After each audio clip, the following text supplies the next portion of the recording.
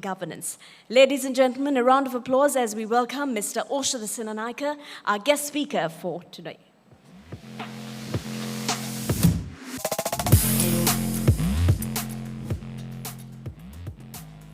Good morning, everyone. And it's indeed a pleasure to also be here. I mean, it's been a couple of years I've been across the board in terms of the annual Cybersecurity Summit, but I thought I'm going to take a very interesting approach this time to make it a bit more practical in terms of looking at what do we really need to do. And I know it's an audacious task, but I'm trying to figure out whether I can create a runbook for you all that you can take out today after this conversation we are going to have. So we've all talked about future-proofing cybersecurity. We talked about AI. We talked about the fact that we have to go beyond just being reactive to being really proactive. But what are the real steps that we need to make? Yes, AI has all come across. There's no point of talking about it in more detail. Every vendor pitch that you see today as an organization, there's a lot of talk about AI coming in to basically inflect the way those softwares are working. But what are the real outcomes?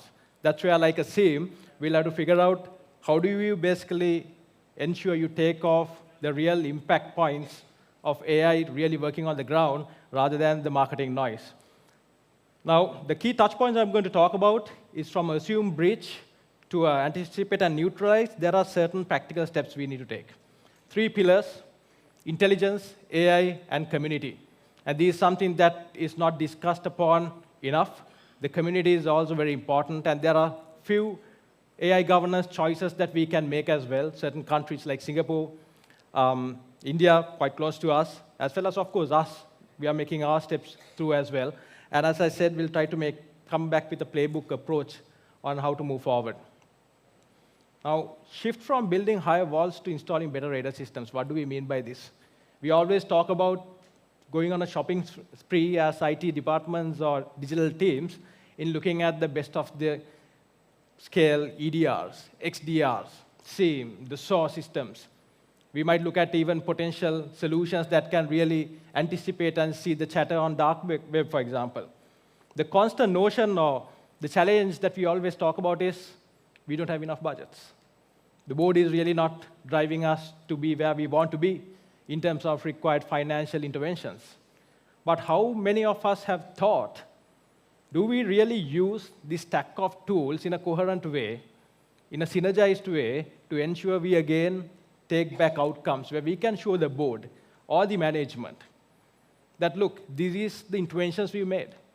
These are the information that we can continue to use to enable the business to drive business continuity and potentially even create a unique value proposition that can set yourself apart from the competition. Now, here's what I like, the threat math. We all have done math during school. The threat math in this year has significantly changed in terms of cybersecurity. If you look at the attackers, Sen talked about certain GPTs coming through as well. The worm GPT, fraud GPT could be used to pretty much today automate phishing attempts. In Sri Lanka, you'd have seen day in and day out, there are spear phishing activities coming in. Now, these are not generalized phishing. These are actual points where it's mimicking a potential management entity or a management personality within the organization, right? And I don't want to mention names. There have been significant points where, unfortunately, certain organizations have fallen prey. Now, 36,000 automated scans per second, according to a Fortinet report, and 80% of ransomware are today using AI. How do you basically get back? The credential abuse is significant. Now, you can't just put it on to the hackers. If you look at our own systems, inbuilt versus also vendor-driven, we today, up to date, after 25 years of figuring out what SQL injections are, today, if you look at a code, unfortunately, there's a significant amount of SQL injection still. Second level SQL injections are still there. Cross-site scriptings are still there. Now, we are still banking on just general VAPTs that's occurring maybe annually or 6 months apart. Does that make sense? That's reactive again. It doesn't make sense at all, because every release cycle you do, every sprint, whether it's your own development teams or whether it's your providers of software, you need to know how are they looking at the code smells. Have they integrated SecOps, security operations, onto their pipelines? whether it be whatever tool they use, right? It could be GitHub Actions, it could be standard systems, legacy that they use, but have we started asking those questions, right? LOTL, anybody know what LOTL is? Living off the land attacks. This is the key pertinent point we need to focus. Now, we talked about malwares, we talked about phishing, we talked about, malware coming in and getting downloaded, but living off the land attacks is very different. These are using actual validated executables, or binaries as we call it, within your ecosystem. Now, how do you look at that? Even Seams miss this, right? I'll give you an example. For example, a PowerShell script that you can run on Outlook or even a Word, right? We have macros. A lot of companies use still macros on Excel, right? There are PowerShells you can use. Run DLL32s are still there on a Windows environment. If you're using a Mac or if you're using a Linux environment, the bash, SSH, it's the same thing. Those are scenarios that hackers use to basically drive through significant intrusions. Now, these are not someone going and basically clicking on a phishing link. But how do you know? How do you know whether it's persistent inside? Now, while we all listen to this guest note, how do you know how much of lateral movements are happening inside the organization's network? Could happen to me as well. So what happens is, if you don't focus on these aspects as much as AI, you are missing the focus on the foundational elements. Now, if you look at the defenders overrun, these are the calamity that we have, or the challenge on a day in a life, on a week in a life for IT teams or digital teams, right? The patch and misconfig debt, the patches that you require on an enterprise environment is significant. It can go over hundreds and thousands. You might look at the MITRE CVE list, and you might try to basically attack everything. But you can't as a cybersecurity team, because you need development support. You need infrastructure support. Certain systems are there, you might not even have access to your code. Some systems would require staging environments, UAT environments. Do the organizations has that firepower or the stamina to basically invest in that sort of environments? But these are systems that's running. And let's be very honest, some of these systems, or mostly these systems, doesn't even have thorough documentation. So there's no way, even how best of teams you'll have, how are you going to do that patch management? So the mindset changes from CVEs to KEVs, right? Known exploited vulnerabilities. Those are things that we have to look at, right? Alert fatigue and skill gap is massive. In Sri Lanka, if you look at it, finding cybersecurity experts is a tough one, right? Thanks to CICRA and Boshan, I think we are getting a pipeline.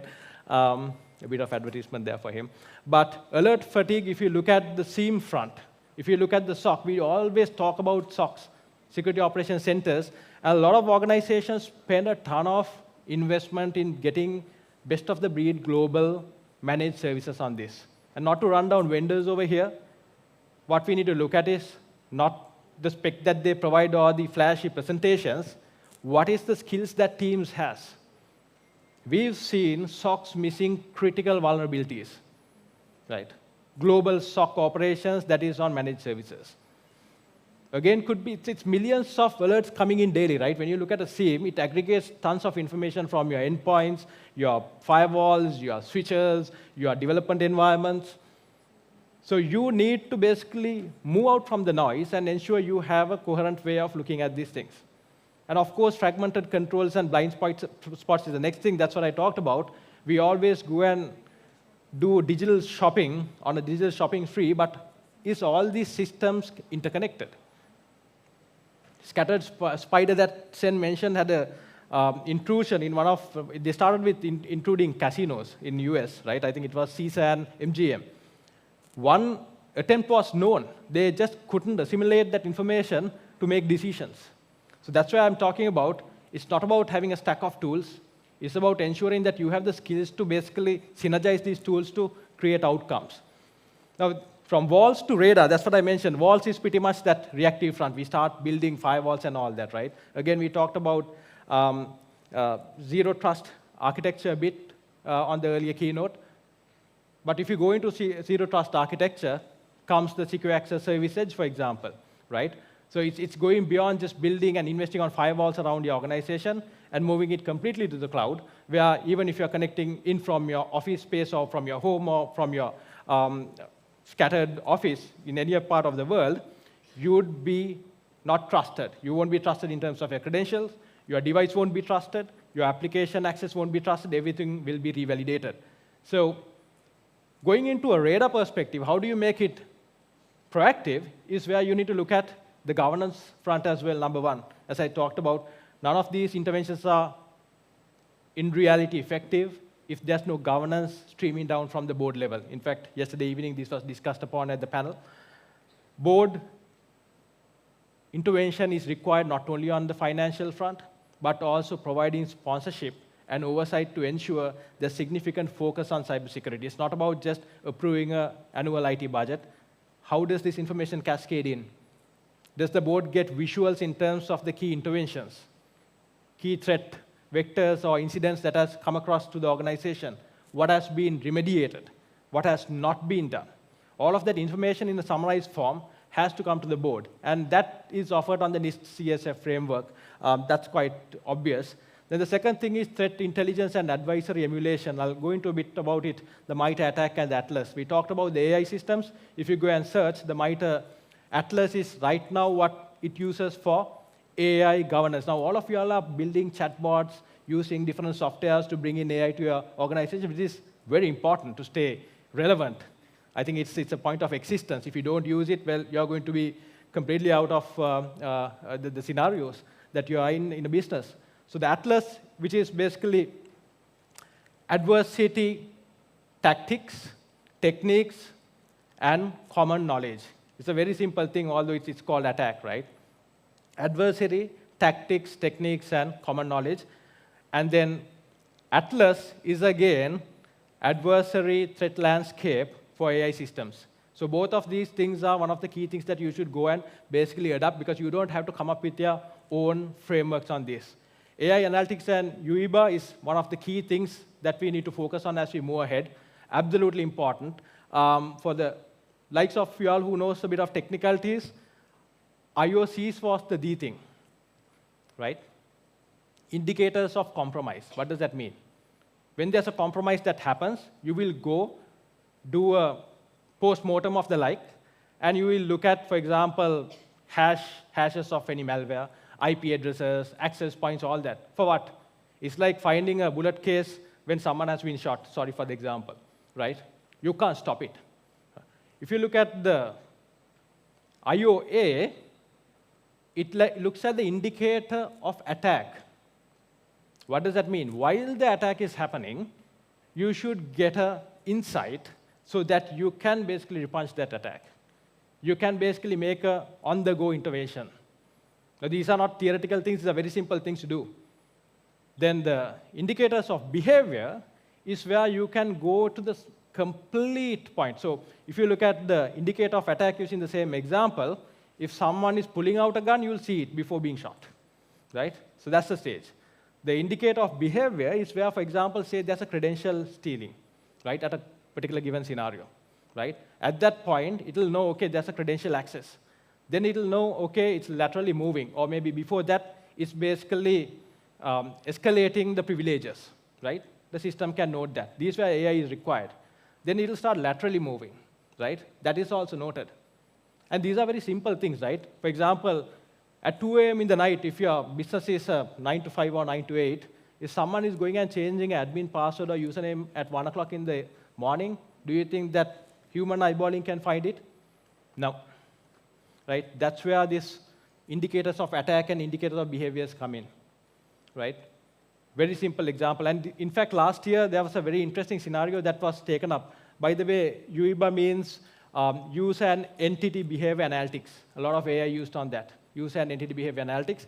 And a European bank, I don't want to mention the name, they figured out an infiltration within just half an hour versus having a dwell time of about 30 days. Usually the dwell time is about 20 to 30 days. By that time, the infiltration is done. Okay? So these are key important aspects. Deception and canary telemetry is one of the newer things, but these are not rocket science. For example, you can have, it's not about keeping the attacker out. It's about luring the attacker in with certain decoy servers. You can have a decoy server, whether it's Linux or Windows or whatever platform you want to use. You can then use honey files. You can say salary.xls or whatever. You can have honey credentials. It's called honey tokenization and honeypots, right? And then you attract them. The beauty of it is when the hackers come in and basically attract to the honey credentials and start using it. It could be a GitHub access credential. It could be a Active Directory access credentials. You know, hold on, there's an attacker which has come into my premises, but it's latching on to that honeypots that you all have created to catch that before it latches on to actual user-critical systems or business-critical systems, right? And the canary telemetry is a very simple thing. You know, I mean, during mining those days, you take a canary. It's a bird, and if there's toxic gas, the first to die is that bird. Unfortunate, but it gives an alert. So canary telemetry is the same thing, which works on top of that point. If someone is accessing that honeypots or the honey credentials or the honey files, it will basically send that information to the SIEM and the SOA to basically respond, right? The automated exposure validation, I think, again, the earlier speaker spoke about. Breach, attack, simulations are absolutely important. How many organizations do it, right? It's absolutely important that most organizations has to do this, because no point in running awareness sessions unless you have an actual metric to assess based on actual red teaming that you can do. It's very simple. You can do it within your own organizations, where you can figure out, you can create these scenarios, and people will click on it. What do you do after that? HR intervention has to come. There has to be revalidation and reassessment of their cybersecurity assessments. All of that has to happen. There's no point in saying, oh, sorry, you clicked on it, don't do it again. It doesn't work like that. So you have to have that SOPs following these technical aspects as well. Zero trust, we talked about. Secure by design and SBOM. Secure by design is looking at that systems, as I talked about. We always look at our internal systems, but how many of us look at our SaaS solutions, the vendor systems? Most of our HR data today are on external systems. Most of our financial data are on Excel systems, right? And how, up to what point have we gone to really assess what their rigor is in terms of looking at their environments? Again, I'm talking about not about development rigor where you look at a UAT or a OAT to look at the functionality aspect of it, but the security rigor of these systems, it's absolutely important. We need to look at that front. So pillar one, intelligence, I've explained most of it. The external fronts, the brand and the type of Scott monitoring, the dark web, actor TTPs has to be done with the right tools. You need to have the right tools. I don't want to mention tools. It may sound like I'm promoting certain tools, but to enrich it, for example, like SOC Trader you can use. At a particular point, you should know real time if someone is impersonating a domain, which means they are about to basically take a step and go into basically trying to create a phishing scam. Last year's Olympic was one good example. When the actual the portal for ticketing was there, thousands of different phishing sites spawned, selling fake tickets. In real time, they managed to basically take this down with this. Again, indicators of behavior, indicators of attack. You can see how it maps back together. Internal is high-fidelity logs and decoy credentials and canaries. I explained about this. Logs is not just standard logs we are talking about. High-fidelity logs is where you have a lot of context that you can feed your AI systems, whether it be a large language model or whether it be your internal systems. And by the way, you don't have to throw everything into a large language model. Rule-based information could be done internally, and there are certain aspects only you need to move into that AI front. And high-fidelity logs are important. Now, these are foundational elements which we don't have, and we start talking about AI tools, it's not going to work at all. Adversary emulation, I talked about. Breach attack simulations and AEV. Automated exposure validation is one of the latest, and it's very intricate. And it's just not a simulation. It will go through the complete kill chain of events. It will look at the remediations, it will look at the attack vectors, and most of the organizations don't do it, but it's not rocket science to start taking that steps. And then prioritized PIRs. That's important to understand. You cannot basically tackle each and every incident threat vector that comes in. You need to have prioritized incident records that you need to drive forward on. Outputs, again, as I mentioned, early warning indicators can be done. Pre-launch domain blocking and takedowns could be done. Today, if you have the right tools, you'd know immediately, even if it's a Twitter handle that's been created, which is close to your domain, or whether it's a web domain, you can do that. But then the automated takedown takes a bit of time because you will have to reach out to that particular registries, then there are certain legal aspects that come into being. But it's important that we look at it. AI analytics, as we talked about it, use an entity behavior analytics and graph analytics to spot weak signals, absolutely important. Two models, if you all have not adapted. So attack, the MITA attack framework is just for standard IT systems, and the Atlas is for AI systems. If you all are doing the Gen AI guardrails, it's important that you move forward on this front. Then, of course, design for trust. You can use the NIST AI RMF framework, risk management framework. ISO 40001, again, we shouldn't basically take it up just for the point of marketing and saying we have ISO 42001. It's a good point to do to basically look at whether you have your posture right. And of course, you need to have your red team, blue team for AI systems. If you can, it's ideal to have internal teams. If not, you need to basically go shopping for that right vendor to do that, right? Pillar 3 is community. Sector and national ISACs are very important. Information sharing and analytics center. Singapore also calls it ISACs. In Sri Lanka, we call it sectoral certs, for example, that is under cert, right? Are you all part of it? Now, there's a fintech sectoral cert. Do we have anything for the apparel industry? No, right? Would it be better if we had? Yes, because when you fight against these threats alone, you are just a target. But if you fight together and we start sharing threat intel, it becomes a shield, right? So that's a long way to go for us on this front. And collectively, there's a lot of benefits for us to go. So I'm going to move very fast. So Singapore has done this model AI governance framework very well. AI Verify is globally used right now, which is a very interesting framework that they have. India's Ministry of Electronics and Information Technology has basically started stating that AI systems has to be now classified, which is very important. Sri Lanka, the PDPA is coming along. Unfortunately, the Cybersecurity Act is still on the being. What's important to get it right is basically to ensure that we have a cybersecurity agency as much as Singapore and India as well, right? And the global anchors, of course, is the NIST CSF and the NIST AI RMA framework. I'm not going to talk about this. I've already spoken about these things in detail. Very simple, right?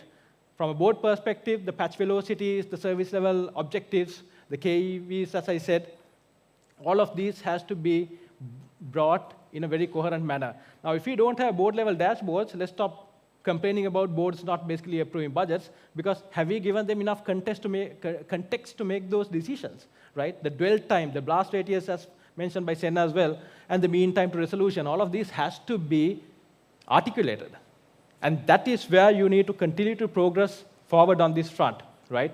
Case notes, I'm out of time, but scattered spider, I've talked about it again. But again, vendors, so-called, says that they ship AI brains, but you need to do your own thorough validation in terms of these systems. RAS, again, was talking about, I won't go into detail, ransomware as a service. But what's important is, at the end of the day, metrics that matter, leading indicators would be time to intelligence, how many percentage blocked, the behavioral front as well, and then the downtime avoided. Now, that's a very interesting thing. When you show downtime avoided, that gives a very interesting nudge to the boards or the management to make a decision based on this. But this has to be fact-driven, right? So last but not least, this is a 90-day predictive security playbook that you can look at. 0 to 30, if you all have not done it yet, how do you map to your crown jewels and attack paths? What are the most critical applications and what do you need to do certain interventions? Second point is basically building your PIRs and integrating that threat intel if you don't have a SO. I mean, again, not just a system out there, but to ensure that the workflows are clearly automated and is tested, and also you all have done certain drills to ensure this orchestration is working on the same front is very important, right? But again, the Gen AI apps, creating an AI RMA framework is absolutely important as well. So with that, thank you, and looking forward to having a conversation on the panel as well. Thank you.